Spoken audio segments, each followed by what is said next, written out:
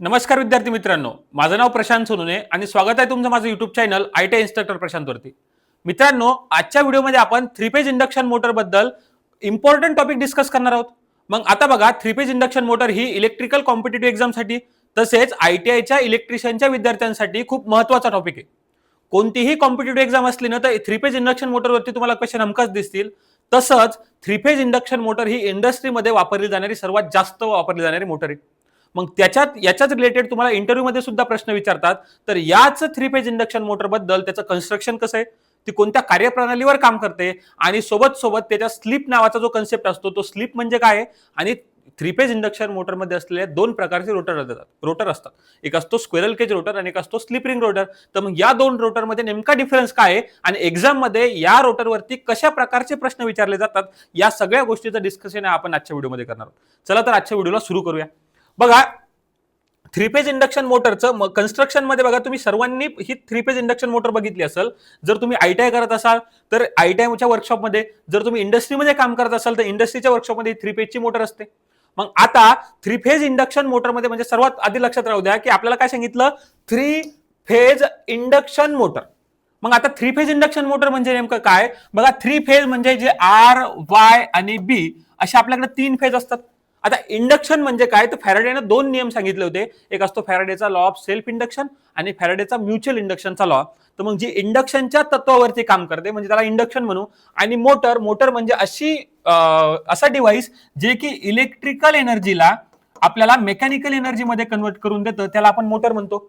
म्हणजे त्याच्या नावात सगळं दिलेलं आहे की तीन फेजवर चालणारी, इंडक्शनच्या तत्वावरती काम करणारी अशी मशीन जी की मेकॅनिकल एनर्जीला इलेक्ट्रिकल एनर्जीमध्ये कन्वर्ट करून देते, किंवा आपण काय म्हणतो त्याला इलेक्ट्रिकल एनर्जीला मेकॅनिकल एनर्जीमध्ये कन्वर्ट करून देते, त्याला आपण मोटर म्हणतो.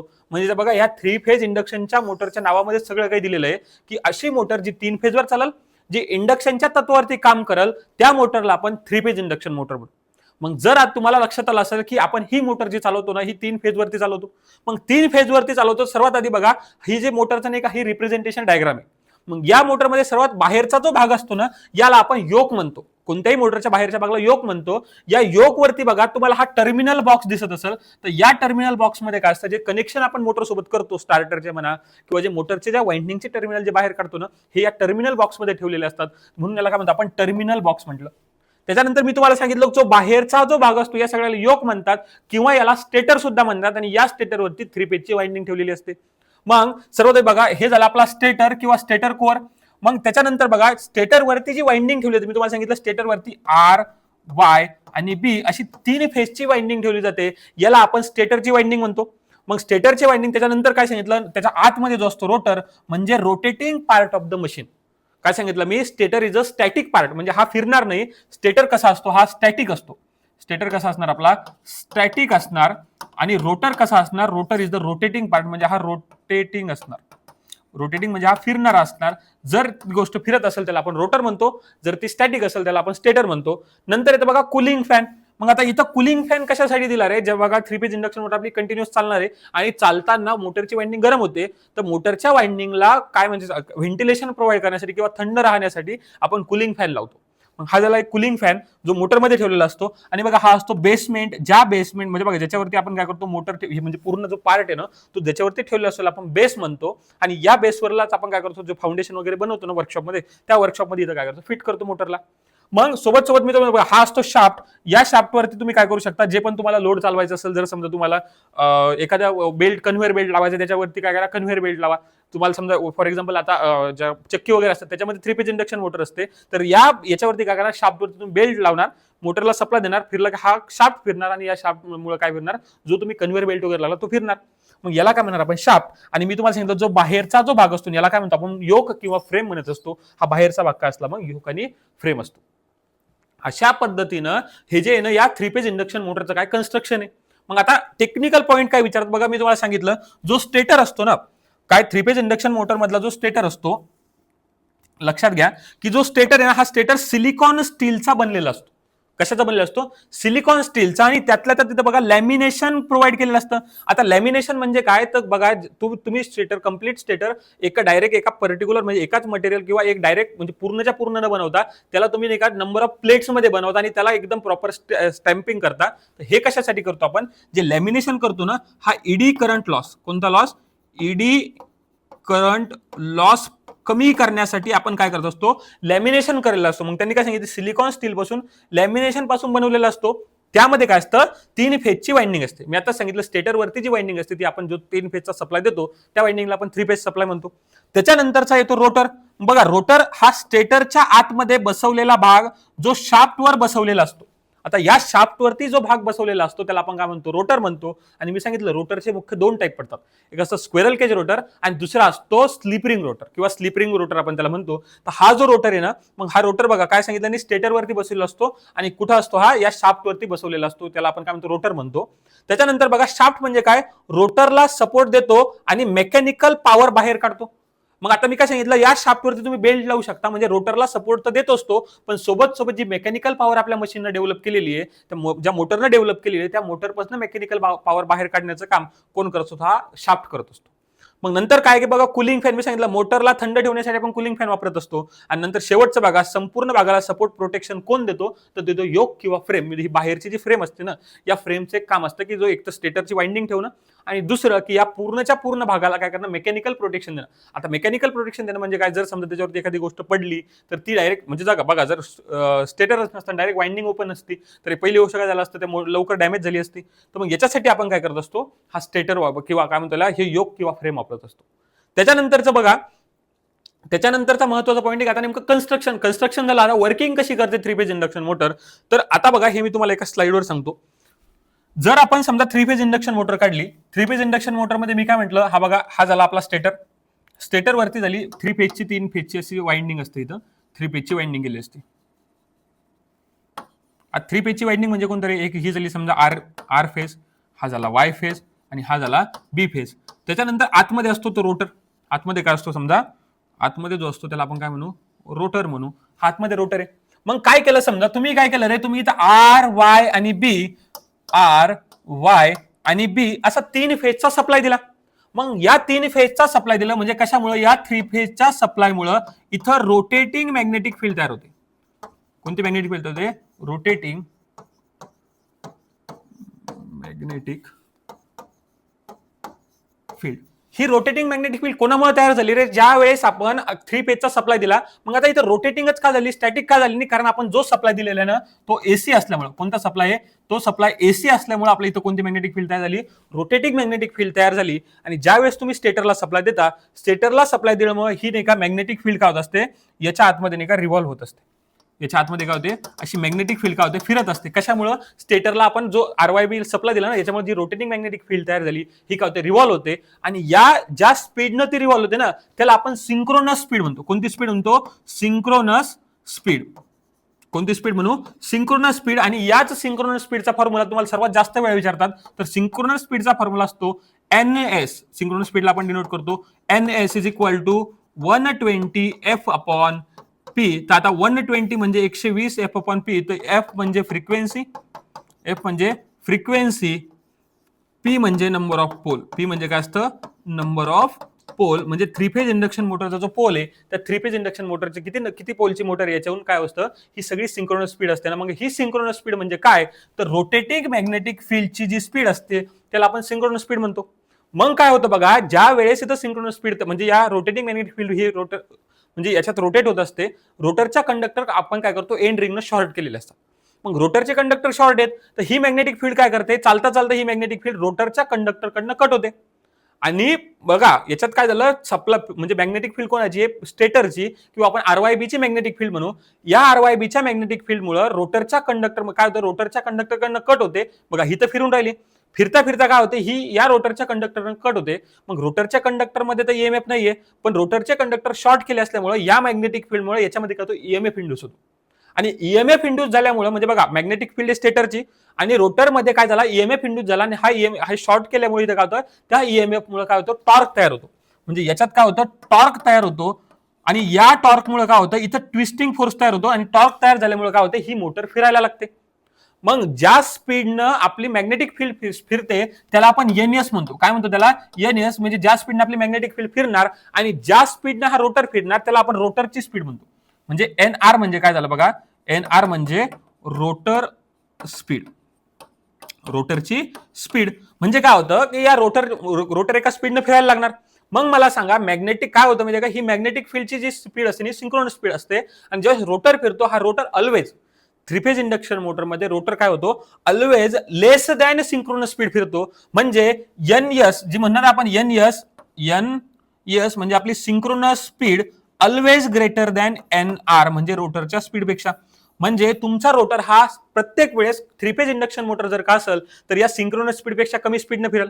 मग आता कमी स्पीडनं फिरेल. एक्झाम्पल सांगतो मी तुम्हाला. आपली सिंक्रोनस मोटर आहे 1500 आरपीएम म्हणजे सिंक्रोनस स्पीड किती झाली, एन एस किती झाली 1500 आरपीएम आणि रोटरची स्पीड ही कमीच असणार. म्हणजे समजा ही पकडलं मी 1450 आरपीएम आणि ही झाली आरपीएम. म्हणजे मला सांगा आपला सिंक्रोनस स्पीड 1500 आरपीएम ने फिरते आणि ही 1450 आरपीएम ने फिरते. म्हणजे 50 आरपीएम ने कमी फिरते कोणापेक्षा, सिंक्रोनस स्पीडपेक्षा. ही झाली आपल्या रोटरची स्पीड. आणि सिंक्रोनस स्पीड कशा, मी काय सांगतो बघा परत एकदा, सिंक्रोनस स्पीड मायनस, म्हणजे कारण सिंक्रोनस स्पीड जास्त आहे, मायनस जर का तुम्ही रोटरची स्पीड केलं तर तुम्हाला काय भेटते, तर स्लिप भेटते. याला काय म्हणतो आपण, स्लिप म्हणतो. बघा स्लिप म्हणजे काय, तर जर तुम्ही जेवढी सिंक्रोनस स्पीड आहे त्या सिंक्रोनस स्पीड मधून जर तुम्ही रोटरची स्पीड मायनस केली तर याला स्लिप म्हणतो आपण. याला काय म्हणतो, स्लिप. तर या स्लिपचे 3 फॉर्म्युले तयार होतात बघा. हा जरा नॉर्मल स्लिपचा फॉर्म्युला. एक विचारतात फ्रॅक्शनल स्लिप. कोणती स्लिप? Fractional slip. तर फ्रॅक्शनल स्लिपचा फॉर्म्युला काय होतो बघा, N S minus N R upon N S. याला म्हणतात फ्रॅक्शनल स्लिपचा फॉर्म्युला. हा कोणता झाला, फ्रॅक्शनल स्लिपचा फॉर्म्युला. हा झाला फक्त स्लिपचा फॉर्म्युला. आणि त्याच्यानंतर विचारतात की पर्सेंटेज स्लिप काय. पर्सेंटेज स्लिप फक्त काय करा, N S minus N R upon N S multiply by 100. Multiply by काय, मल्टिप्लाय बाय 100. याला म्हणणार आपण पर्सेंटेज स्लिपचा फॉर्म्युला. बघा म्हणजे किती, स्लिप 3 प्रकारची आहे. जर पहिली गोष्ट स्लिप म्हणजे काय, सिंक्रोनस स्पीड मधून जर तुम्ही रोटरची स्पीड मायनस केली तर आपण त्याला स्लिप म्हणतो. या स्लिपचे 3 फॉर्म्युले तयार होतात. फक्त स्लिप विचारलं तर N S minus N R, fractional slip विचारलं तर N S minus N R upon N S, आणि जर पर्सेंटेज स्लिप विचारलं तर N S minus N R upon N S फक्त मल्टिप्लाय बाय 100 करा, तुम्हाला फ्रॅक्शनल स्लिपचा फॉर्म्युला भेटून जाईल. मग आता आपण काय बघितलं, कन्स्ट्रक्शन बघितलं, वर्किंग बघितलं की नेमकं वर्क कसं होतं बघा. एकदा शॉर्टकट परत एकदा सांगतो. आर वाय बी आपण सप्लाय देणार स्टेटरला. स्टेटरला सप्लाय दिल्यामुळे काय झालं, इथं स्टेटरने मॅग्नेटिक फील्ड तयार केली, ज्याला आपण कोणतं म्हणलं, रोटेटिंग मॅग्नेटिक फील्ड म्हटलं. या रोटेटिंग मॅग्नेटिक फील्डची जी स्पीड असते त्याला आपण काय म्हटलं, सिंक्रोनस स्पीड म्हटलं. या सिंक्रोनस स्पीडचा फॉर्म्युला काय राहील, N S is equal to 120 F upon P. मग याच्यात एफ म्हणजे सप्लाय फ्रिक्वेन्सी आणि पी म्हणजे नंबर ऑफ पोल. मग काय झालं, आता सिंक्रोनस स्पीड तयार झाली. ही रोटेटिंग मॅग्नेटिक फील्ड काय करते, चालता चालता या रोटरला काय करते, कट करते. म्हणजे रोटरच्या कंडक्टरकडनं कट होते. मग रोटरचे कंडक्टर हे शॉर्ट केले असतात एंड रिंगनं, तर त्याच्यामध्ये ईएमएफ इंड्यूस होतो आणि त्या ईएमएफ इंड्यूस झाल्यामुळे किंवा त्याच्यात काय होतं, ईएमएफ इंड्यूस झाल्यामुळे तो काय होतो, ट्विस्टिंग फोर्स तयार करतो, आपण ज्याला टॉर्क म्हणतो. आणि हाच टॉर्क तयार झाल्यामुळे आपली 3 फेज इंडक्शन मोटर काय करायला लागते, फिरायला लागते. अशा पद्धतीनं 3 फेज इंडक्शन मोटर काय होते, चालू होते. मग आता 3 फेज इंडक्शन मोटर चालू झाली, पण आपल्या रोटरची स्पीड ही कोणापेक्षा कमी असते, सिंक्रोनस स्पीड पेक्षा कमी असते. आणि सिंक्रोनस स्पीड आणि रोटरच्या स्पीड मधला डिफरन्स त्यालाच आपण स्लिप म्हणतो. आणि आपण 3 स्लिपचे फॉर्म्युले बघितले. बघा हे झालं आता बेसिक काय झालं की कन्स्ट्रक्शन आणि स्लिप म्हणजे काय. मग आता परत एकदा काय करू आपण, परत एकदा कन्फर्म सांग, म्हणजे एकदा रिव्हिजन मध्ये बघा तुम्ही. ठीक आहे, आता बघा वर्किंग कसं करणार, परत एकदा सांगतो. थ्री फेज सप्लाय कोणाला देणार आपण, स्टेटर वाइंडिंगला देणार. नंतर स्टेटर वाइंडिंग मध्ये 3 फेज करंट मुळे काय होतं, रोटेटिंग मॅग्नेटिक फील्ड तयार होते.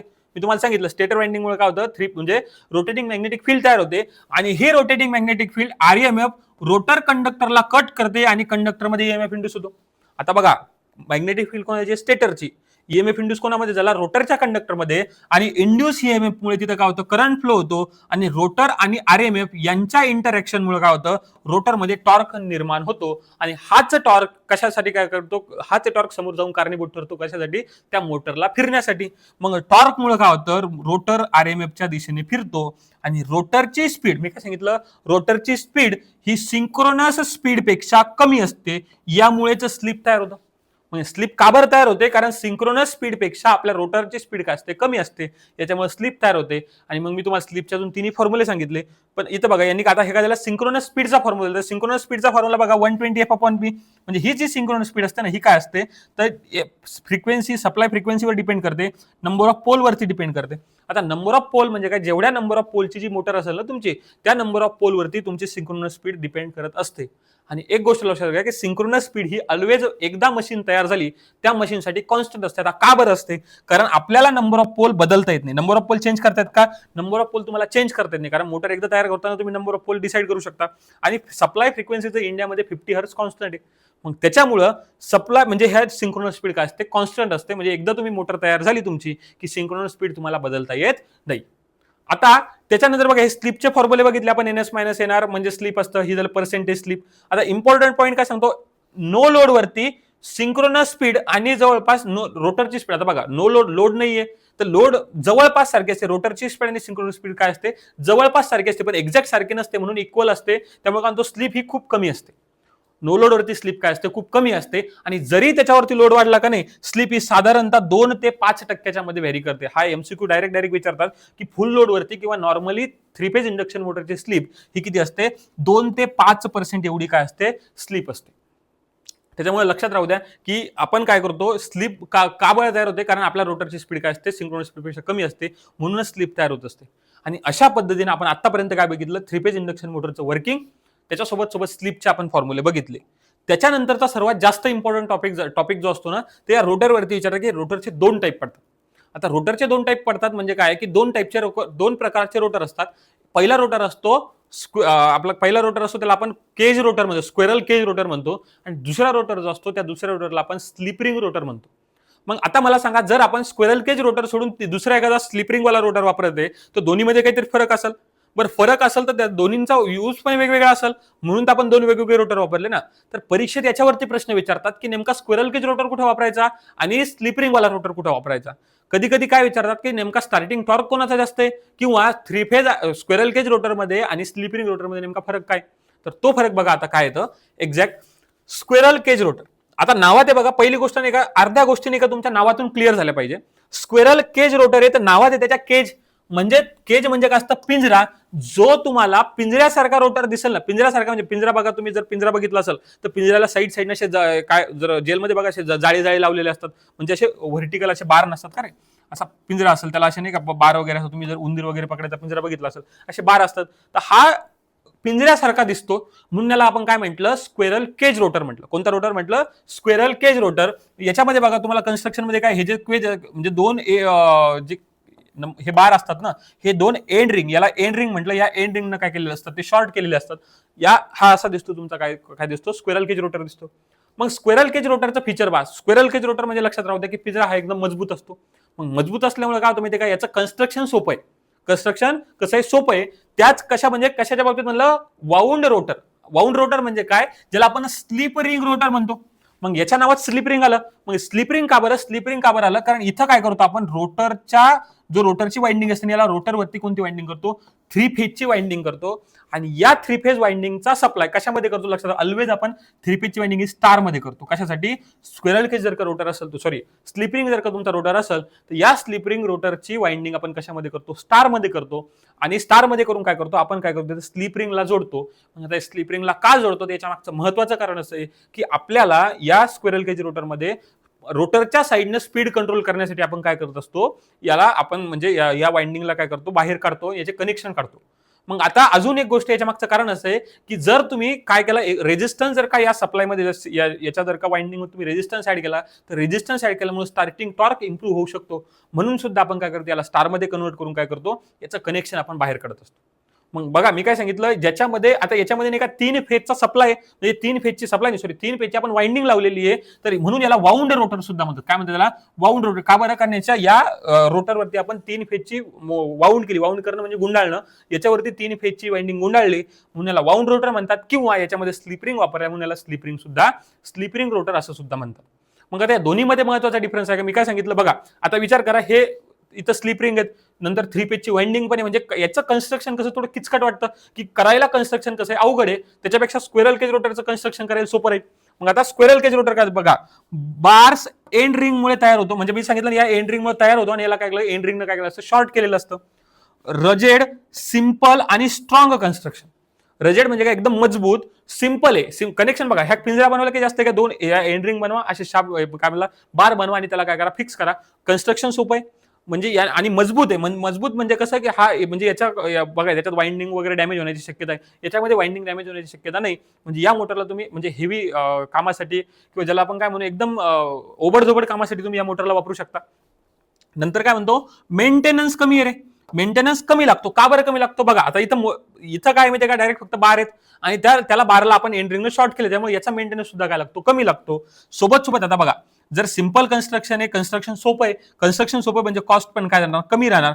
आणि इफिशियन्सी काय असते, हाय इफिशियन्सी असते आणि हाय रिलायबिलिटी असते. रिलायबिलिटी म्हणजे आपण म्हणजे काय त्याच्यावर विश्वास ठेवू शकतो. आता रिलायबिलिटी जशी याची का बरं कमी असते, कारण याची कधी मोटर याच्या रोटरची वाइंडिंग कधी ओपन होईल काही सांगता येत नाही, किंवा या रोटरच्या वाइंडिंग मध्ये कधी प्रॉब्लेम येईल काही सांगता येत नाही. म्हणून या रोटरपेक्षा म्हणजे स्लिपरिंग रोटरपेक्षा या स्क्वेरल केज रोटरची रिलायबिलिटी पण कशी असते, चांगली असते. पण याच्यामध्ये एक ड्रॉबॅक असा आहे की या मोटरचा नाही का स्टार्टिंग टॉर्क खूप कमी असतो, याच्यात दिलेलं नाही. म्हणजे TST स्टार्टिंग टॉर्क कसा असतो, याचा लो असतो. कसा असतो, लो असतो. आणि हे एकच याचा डिसएडव्हान्टेज असा आहे की ज्या डिसएडव्हान्टेजमुळे आपण काय करत असतो, वाउंड रोटर वापरत असतो. मग आता याचा स्टार्टिंग टॉर्क कमी आहे म्हणून आपण काय करणार, फक्त याच कारणामुळे, हेच एक कारण असं आहे की याचा स्टार्टिंग टॉर्क कमी आहे, याच एका कारणामुळे आपण काय करत असतो, फेज वाउंड रोटर वापरत असतो. मग आता मी तुम्हाला तेच सांगितलं, फेज वाउंड रोटर म्हणजे ज्याच्या काय 3 फेज वाइंडिंग रोटर वरती केली जाते, युजली स्टार कनेक्शन. मी आताच सांगितलं तुम्हाला 3 फेज वाइंडिंग, कारण वाउंड आहे बघा, याच्या स्टेटरवरती पण 3 फेजची वाइंडिंग असते आणि रोटरवरती पण 3 फेजची वाइंडिंग असते. आणि ही जी 3 फेजची वाइंडिंग असते रोटरवरची, याला आपण स्टार मध्ये करतो. मग आता स्टार मध्ये केलं का बरं, स्टार मध्ये, कारण इथे एक एक्स्ट्रा न्यूट्रल साठी आपल्याला काय एक पॉईंट भेटतो आपल्याला, म्हणून आपण त्याला स्टार मध्ये करत असतो. मग काय सांगता, स्लिपरिंग आणि ब्रशेस द्वारे एक्सटर्नल रेजिस्टन्स जोडला जातो.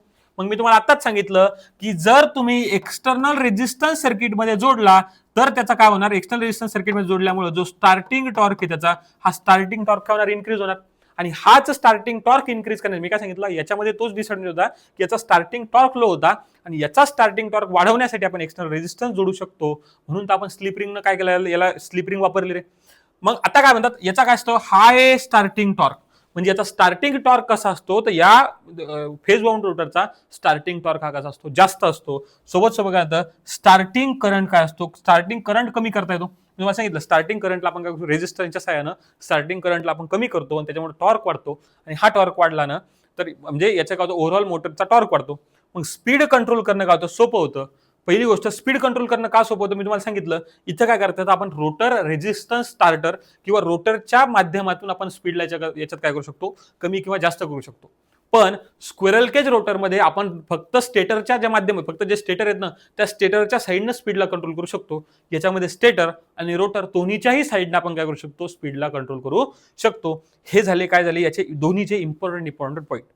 मग आता बघा, असं तर लक्षात राहणार नाही, मग आपण काय करू, कंपॅरेटिव्ह स्टडी करायचं. मी तुम्हाला सांगितलं नाही की दोन्ही, आता बघा याच्या दोन्ही जणी का मी एकदम सारांश याच्यामध्ये टाकलेला आहे.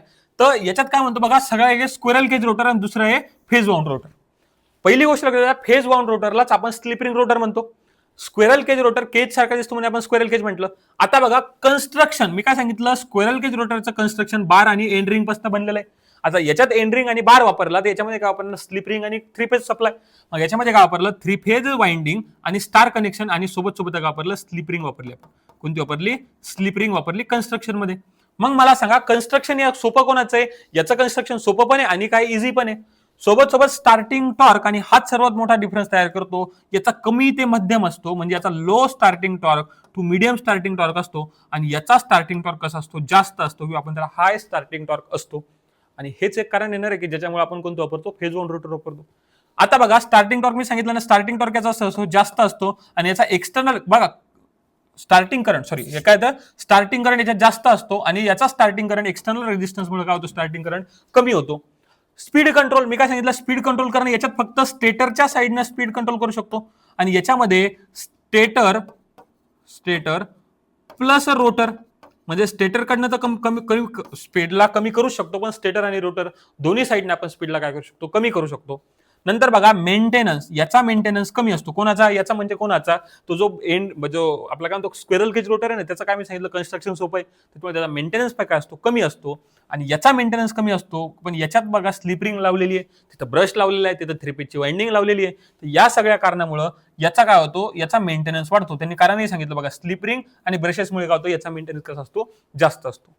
मग आता बघा याच्यामध्ये बघा 3 पेजची वाइंडिंग पण आहे, ब्रशेस पण आहे, स्लिपरिंग पण आहे. मग याच्यामुळे याची कॉस्ट कशी असणार? याची कॉस्ट कशी असणार? जास्त असणार ऍज कम्पेअर टू कोणाच्या? As compare to squirrel cage रोटरच्या. मग स्क्वेरल केज रोटरची कॉस्ट कशी असते? कमी असते. आणि या फेज बाउंड रोटरची कॉस्ट कशी असते? जास्त असते. त्याचप्रमाणे ऍप्लिकेशन बघा, जनरल पर्पज मोटर. आता जनरल पर्पज मोटर म्हणजे काय? जिथं जिथं स्टार्टिंग टॉर्क तुम्हाला TST म्हणजे स्टार्टिंग टॉर्कची कमी आवश्यकता आहे किंवा स्टार्टिंग टॉर्क कमी असला तरी चालतो, त्या ठिकाणी तुम्ही स्क्वेरल केज रोटर वापरणार. ज्या ठिकाणी स्टार्टिंग टॉर्क जास्त लागतो त्या ठिकाणी तुम्ही फेज बाउंड रोटर वापरणार. म्हणजे हा इथं ऍप्लिकेशन काय, याचं हाय स्टार्टिंग टॉर्क रिक्वायरमेंट असलेल्या ठिकाणी आपण काय करतो? याचा उपयोग करत असतो. फॉर एक्झाम्पल बघा, आपण क्रेन मध्ये, मी काय म्हटलं, क्रेन मध्ये बघा आपल्याला एकदम हाय अमाऊंट ऑफ काय करतो? क्रेन म्हणजे काय? एकदम मोठमोठं सामान उचलण्यासाठी आपण क्रेन वापरतो. मग त्याच क्रेन मध्ये स्टार्टिंग टॉर्क जास्त लागतो, म्हणून आपण काय करत असतो? फेज बाउंड रोटर वापरतो. क्रेन झालं, लिफ्ट झालं, रोलिंग मिल झालं, एलिव्हेटर झालं, माइन वाइंडर झालं, हेवी ड्युटी मशिनरीज, म्हणजे ज्या ठिकाणी हेवी ड्युटी मशिनरीज असतील किंवा स्टार्टिंग टॉर्कची जास्त गरज असेल त्या ठिकाणी कोणतं वापरणार? तुम्ही फेज बाउंड रोटर वापरणार. आणि बघा नॉर्मली पंप असेल, आपला फॅन असेल, आपल्या ज्या नॉर्मली ज्या मोटर असतात त्या स्क्वेरल केजवाल्या असतात 3 फेज इंडक्शन मोटर. तर मग काय असं कंप्रेसर असेल, ब्लोअर असेल, कन्व्हेअर बेल्ट असेल किंवा मशीन टूल, म्हणजे नॉर्मली ज्या लाईट ड्युटी ज्या मशीन्स असतात त्या काय असतात? सगळ्या कशापासून बनलेल्या असतात? स्क्वेरल केजपासून बनलेल्या असतात. आता लक्षात राहू द्या की इंडस्ट्रीमध्ये वापरली जाणारी जवळपास 70 ते 80%, मी काय म्हटलं, 70 ते 80% ज्या 3 फेज इंडक्शन मोटर आहेत ना, त्या इंडक्शन मोटरपैकी स्क्वेरल केज इंडक्शन मोटर जवळपास 70 ते 80% असतात. कारण इंडस्ट्रीमध्ये सर्वात जास्त वापरली जाणारी मोटर 3 फेज इंडक्शन मोटर आहे. तर त्यातल्या त्यात पण स्क्वेरल केज वाला काय वापरतो? 70 ते 80% वापरतो. आणि उरलेला फक्त 20 ते 30% मोटर कोणत्या असतात? फेज बाउंड असतात. आता याच्या मागचे कारण पण सिंपल येणार आहे. मला सांगा, मेंटेनन्स कमी आहे, कॉस्ट कमी आहे. कोणाचा? स्क्वेरल केज मोटरचा. याचा कॉस्टही जास्त आहे, मेंटेनन्सही जास्त. मग त्याच्यामुळे काय करतात? इंडस्ट्रीमध्ये मॅक्झिमम 70 ते 80% मोटर कोणत्या वापरल्या जातात? स्क्वेरल केज रोटरवाल्या मोटर वापरल्या जातात. अशा पद्धतीनं हे सगळे काय झाले? 3 फेज इंडक्शन मोटरवरच्या रोटरवरचे इम्पॉर्टंट काय झाले? हे पॉईंट आजच्या लेक्चरमध्ये आपण काय केले? डिस्कस केलेले. आता 3 फेज इंडक्शन मोटरच्या थेरीमध्ये काय काय पॉईंट उरलेले बघा. आता 3 फेज इंडक्शन मोटरचे स्टार्टर असतात. मग कोणकोणत्या प्रकारचे स्टार्टर 3 फेज इंडक्शन मोटर वापरले जातात? त्यासोबत आपण जी स्पीड कंट्रोल मेथड असताना 3 फेज इंडक्शन मोटरच्या, ते कोणत्या पद्धतीनं 3 फेज इंडक्शन मोटरची स्पीड कंट्रोल केली जाते यावरती सुद्धा नाही का डिटेल म्हणजे भरपूर एक्झाम मध्ये प्रश्न विचारतात. तर आजचं लेक्चर नाही का थोडं जास्त मोठं झालं असतं, म्हणून मी काय केलं, या लेक्चरला 2 पार्टमध्ये डिवाइड केलेलं. बघा ही एवढीच्या एवढी थेरी नाही का 3 फेज इंडक्शन मोटरसाठी इनफ आहे. म्हणजे कन्स्ट्रक्शन आणि वर्किंग कन्स्ट्रक्शन आणि काय झालं आपलं टाइप्स ऑफ रोटर झाले. आता उरलेलं जे आहे या 3 फेज इंडक्शन मोटरचा दुसऱ्या पार्ट, म्हणजे ज्याच्यामध्ये मी काय शिकवणार आहे मी तुम्हाला, त्याच्यामध्ये कोणत्या प्रकारचे स्टार्टर वापरले जातात, सोबत कोणकोणत्या प्रकारांना आपण 3 फेज इंडक्शन मोटरची स्पीड कंट्रोल करू शकतो, हे काय करणार आपण याच्या येणाऱ्या म्हणजे याच्या पार्ट 2 मध्ये किंवा दुसऱ्या लेक्चरमध्ये आपण काय करणार, डिस्कस करणार आहे. अशाच पद्धतीचे बघा मी या चॅनलवरती नाही अशाच पद्धतीचे इलेक्ट्रिकल रिलेटेड टॉपिक्स एकदम सोप्या भाषेमध्ये एक्सप्लेन करत असतो. जर असे टॉपिक तुम्हाला बघायचे असतील तर माझ्या नाही का YouTube channel IT instructor Prashant नावाने युट्यूब चॅनल आहे, त्याला तुम्ही सबस्क्राईब करून ठेवा.